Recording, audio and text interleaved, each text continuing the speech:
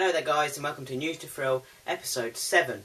So we're giving you all the latest theme park news from all over the world, and a little bit of the extra news as well, which is not quite theme park related, but sort of similar things and other attractions that bring entertainment.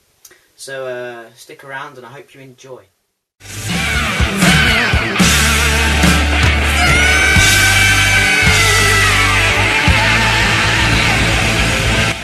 Okay, first of all, we're giving you news over here from the UK.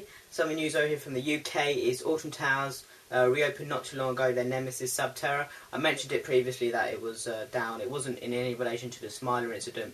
It wasn't because it malfunctioned and broke down. There's nothing that. It's just that they wanted to sort of redesign it, sort of give it an upgrade and that. And some things are rumoured to be the upgrade. I'm not official if this is true, but what people have said it's got a new and faster drop to it, obviously the drop section. It's got some sort of new restraint on the drop ride section. So yeah, that reopened on the 14th of July. Okay, my final UK news comes over from Dreamland in Margate. Obviously that opened on the 19th of June and I was there for the opening day. And they recently put up an advert, and that means that the park was down for a couple of days while they're filming this advert. But I'll just show you a little bit of footage of what the advert is like. Welcome to Dreamland Margate. It's back!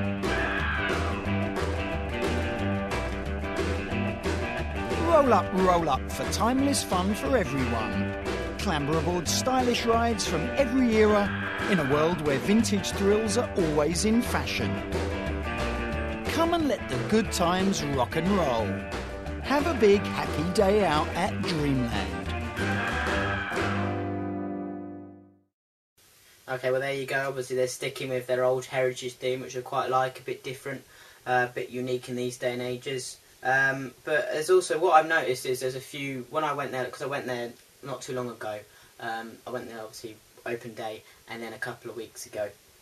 And there's actually a few more rides that are open which weren't there on the open day, such as the Big Wheel, which is their Ferris wheel.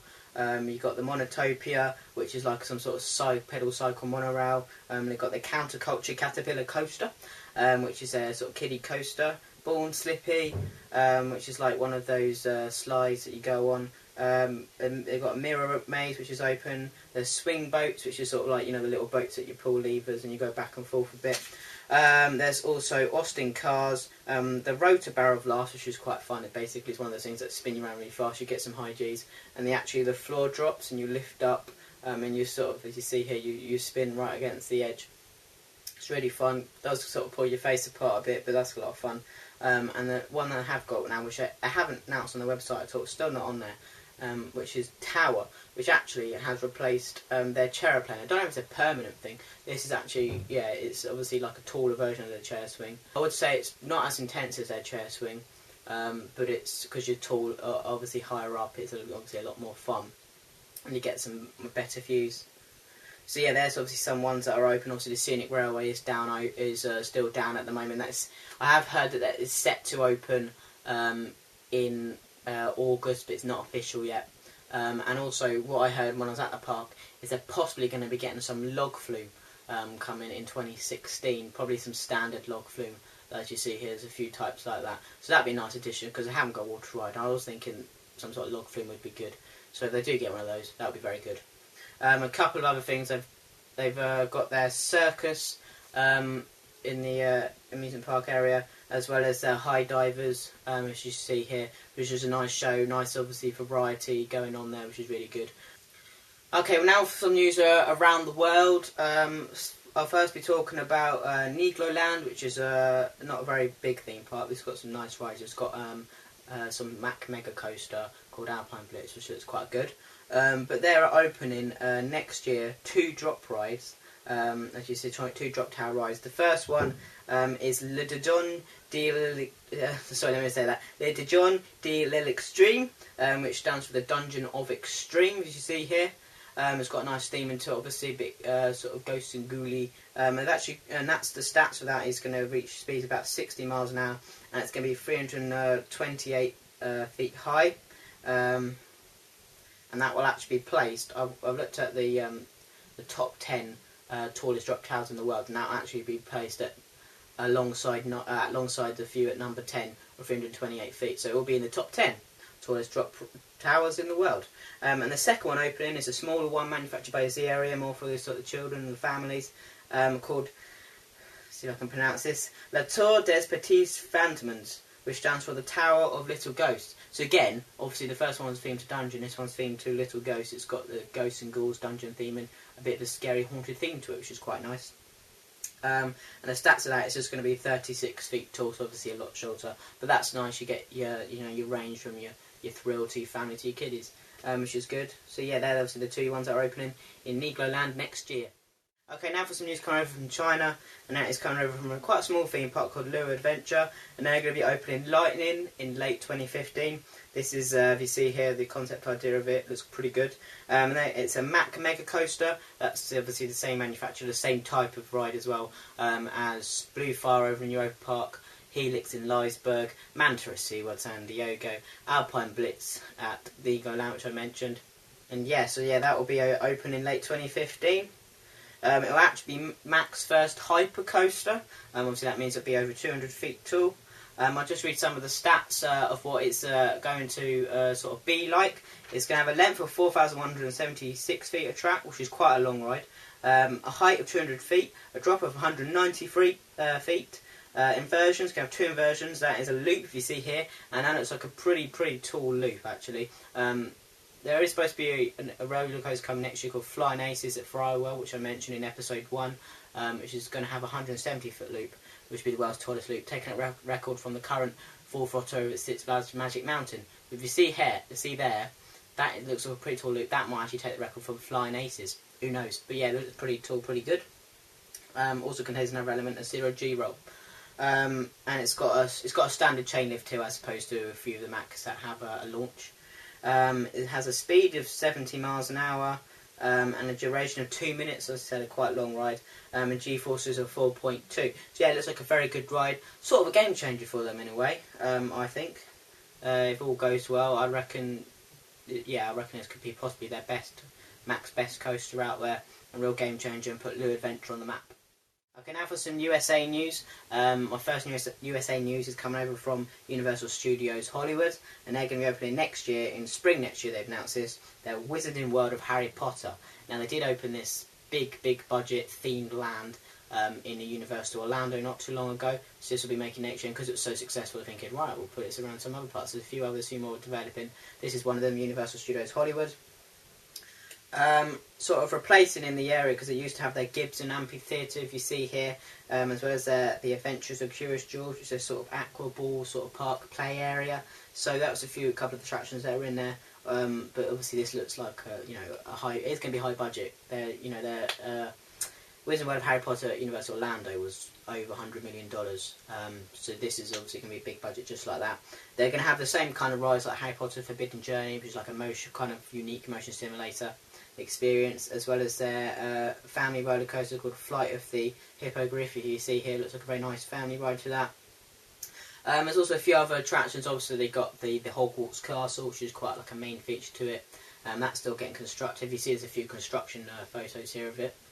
And they're also going to have a few shops, like a sweet shop called Honeydukes. There's going to be Zonko's. There's going to be the Free Broomsticks, which is a restaurant. There's going to be Hogshead Pub and Ollivander's wand shop, which is they've also got Universal Orlando. You have the wands, and it sort of interacts with things on walls and that. So yeah, that looks very good. So that's obviously coming spring next year. Universal Studios Hollywood, big budget, looks fantastic. Okay, now for some roller coaster news coming over from the USA, and that is that Lake Compounce have announced not too long ago that they're going to be opening Phobia Fear next year, which is a premier ride, Skyrocket. Similar, it's basically kind of like a similar layout to rides like Tempesto at Busch Gardens, Williamsburg, or Skyscream at Holiday Park in Germany. There's a few others around. The stats of it, they're all similar basically, these rides. It's going to have a length of 863 feet, and it's going to have a height of 150 feet, speed of 62 miles an hour. And some of the elements, it's got an LSM launch, it's got an inline twist, a non-inverted loop, which looks quite good. And I'll just quickly show a video of Tempesto, which is at Busch Gardens, Williamsburg, to sort of show what it's going to be like. Oh, those are awesome!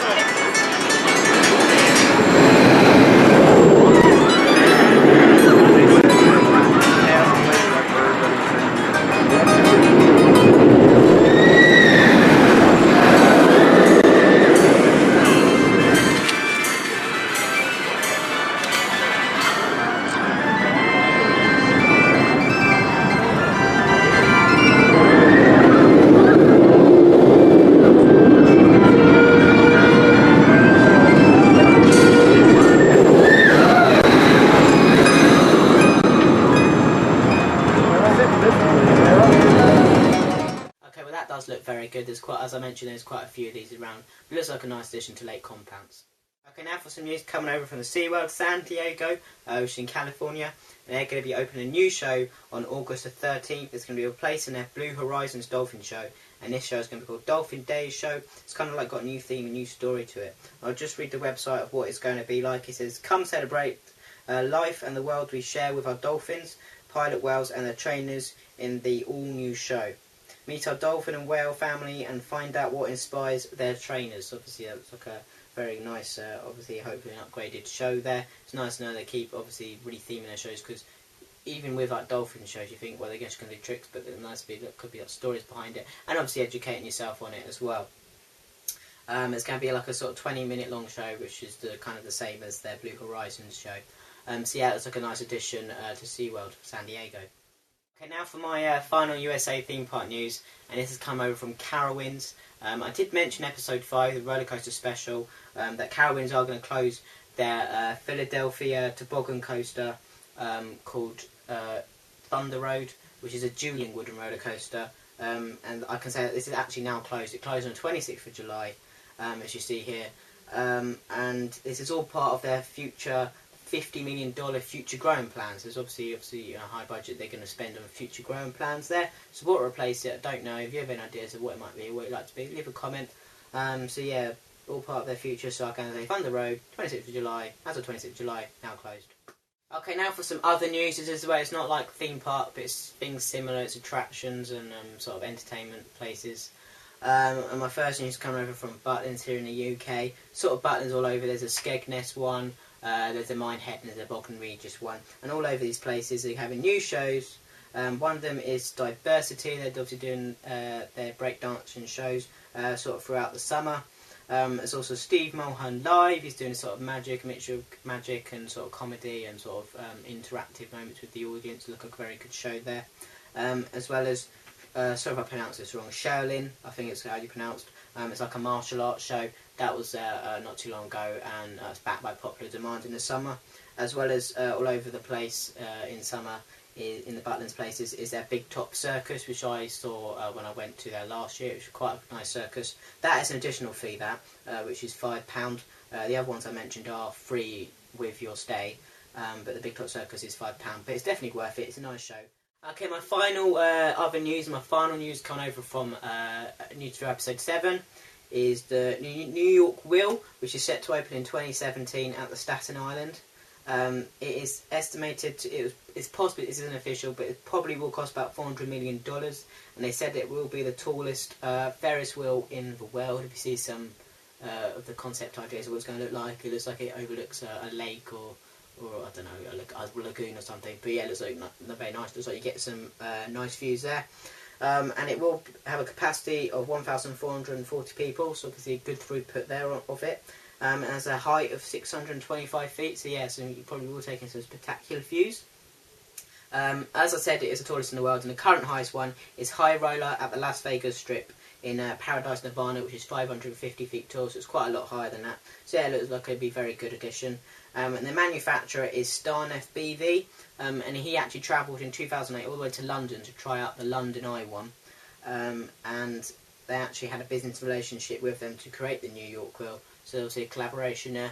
There's quite a few of these Ferris wheels popping up all over the place. This one to be the tallest one in the world at the moment. So yeah, look, very good addition there.